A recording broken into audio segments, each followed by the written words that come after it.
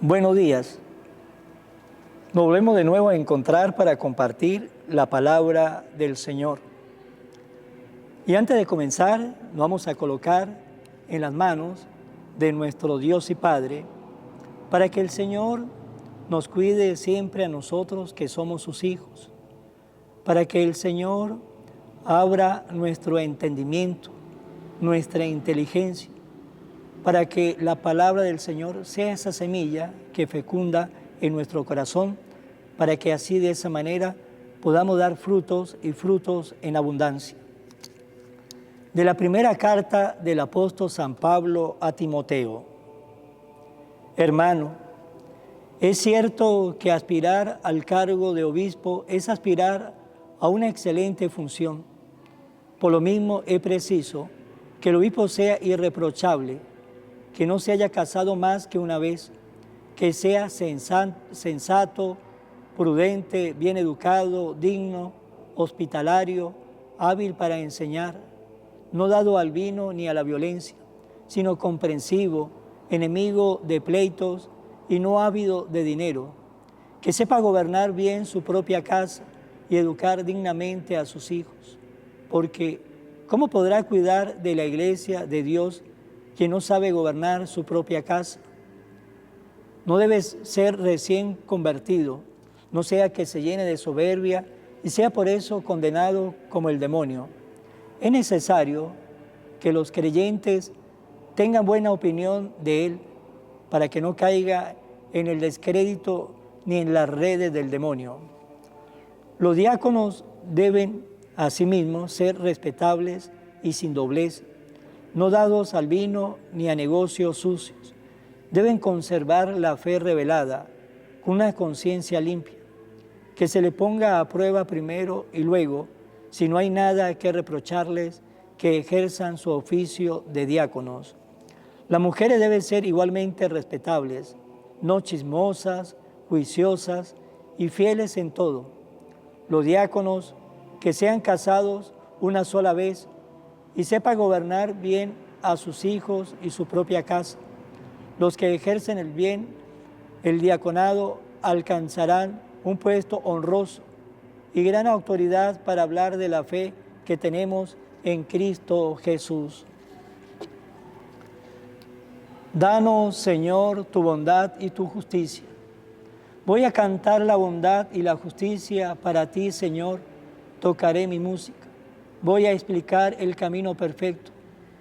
¿Cuándo vendrás a mí? Danos, Señor, tu bondad y tu justicia. Quiero proceder en mi casa con recta conciencia. No quiero ocuparme de asuntos indignos. Aborrezco las acciones criminales.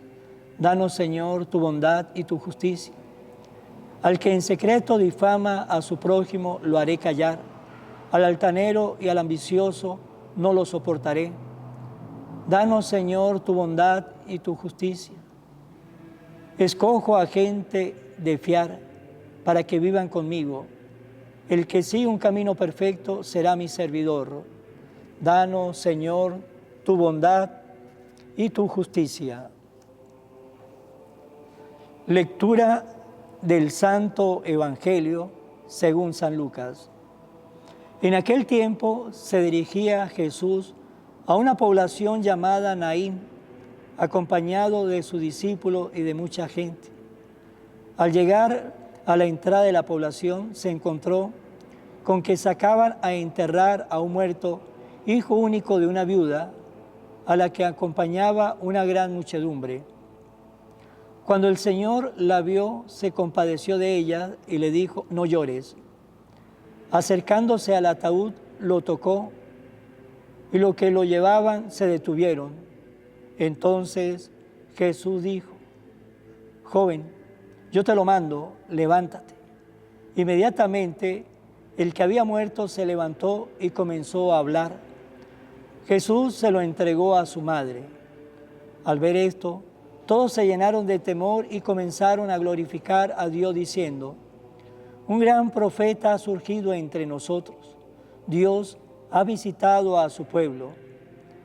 La noticia de este hecho se divulgó por toda Judea y por las regiones circunvecinas.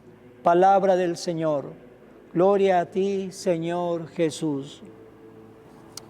Hoy el Evangelio según San Lucas nos habla de que Jesús se dirigía a una población llamada Naín. Y había allí dos peregrinaciones, una donde venía Jesús y también venía mucha gente, pero esa peregrinación se encontró con otra peregrinación que venía saliendo, que venía con un joven que había muerto. Dos peregrinaciones, una peregrinación donde viene la vida, donde viene Jesús, y la otra peregrinación donde viene la muerte. Y en la peregrinación donde viene la muerte había tristeza, llanto, había silencio, la gente se sentía mal. Pero en la peregrinación donde venía la vida, donde venía Jesús, había alegría, había risas, posiblemente cantos. Y se encontraron las dos peregrinaciones, se encontraron la muerte y la vida, la muerte y la vida. Y Jesús, que se compadeció en aquel momento de aquella mujer, nos dice el Evangelio que era una mujer viuda y que solamente tenía ese único hijo, el que había muerto. Jesús se compadeció de aquella mujer, la vida se compadeció, Jesús se compadeció y le dijo a la mujer, no llores, no llores. Y se acercó Jesús, tocó el ataúd y a los que lo llevaban, sí, los que llevaban se detuvieron. Jesús allí, la vida frente a la muerte, la vida frente a la muerte. Y Jesús le dice al muerto, joven, yo te lo mando, levántate. Inmediatamente el que había muerto se levantó, comenzó a hablar. Jesús se lo entregó a su madre. Jesús se lo entregó. Allí está Jesús. Jesús es la vida y Jesús nos da vida y vida en abundancia.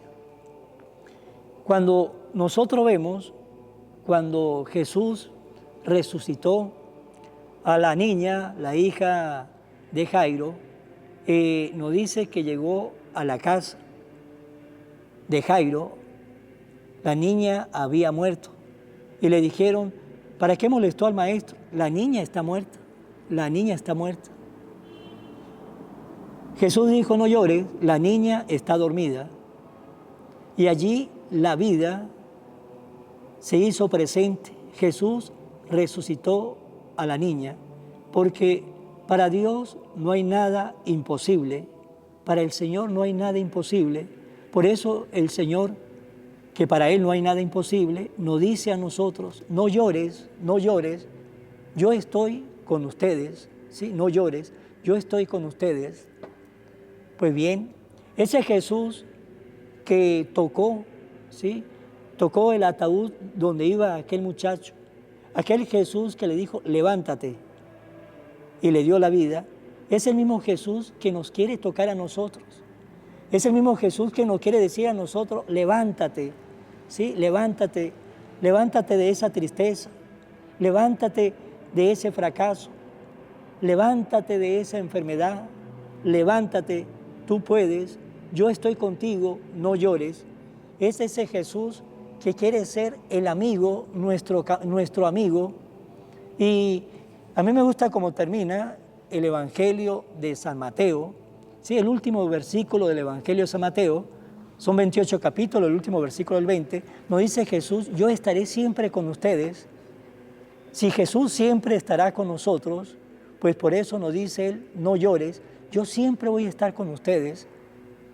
Y nos quiere tocar para que nosotros nos levantemos de aquel fracaso, de aquella caída, de aquel pecado, de aquella angustia, ¿sí? De aquello que entristece nuestra alma, de aquello que a veces muchas personas sienten el deseo de morir, siente deseo de morir porque le pasó, se sintieron traicionados por la persona que quería o por un amigo o por ese ser querido y sí, se siente traicionado, se siente por el piso, desea morirse. Jesús nos dice, levántate, nos toca y nos dice, levántate, no llore más, yo estoy con ustedes. Pero eso es importante que nosotros lo tengamos, sí, lo tengamos siempre acá en nuestra mente, sí, en nuestra mente. Cuando estemos tristes, miremos a Jesús, miremos el crucifijo de Jesús. Cuando estamos nosotros decaídos, miremos a Jesús, allí el crucifijo de Jesús, miremoslo, porque Él desde allí nos dice, no llores, yo estoy con ustedes. Él nos quiere alentar, Él nos quiere animar, Él nos quiere fortalecer, Él nos quiere motivar. Sí, Él quiere que nosotros sigamos siempre adelante y que nunca nos sintamos defraudados o personas fracasadas. Podemos, en el caminar de la vida, nos podemos equivocar, podemos tener un fracaso, pero un fracaso no significa que somos fracasados. No significa que somos fracasados, significa que algo hicimos mal, que tenemos que corregir, que tenemos que seguir y que eso nos va a servir a nosotros para tomar luego mejores decisiones y ser mejor precavido. Pero un fracaso no significa que estamos fracasados. Un fracaso nos sirve a nosotros para fortalecernos. Cuando miramos la vida de Pablo, Pablo enumera todo lo que le pasó.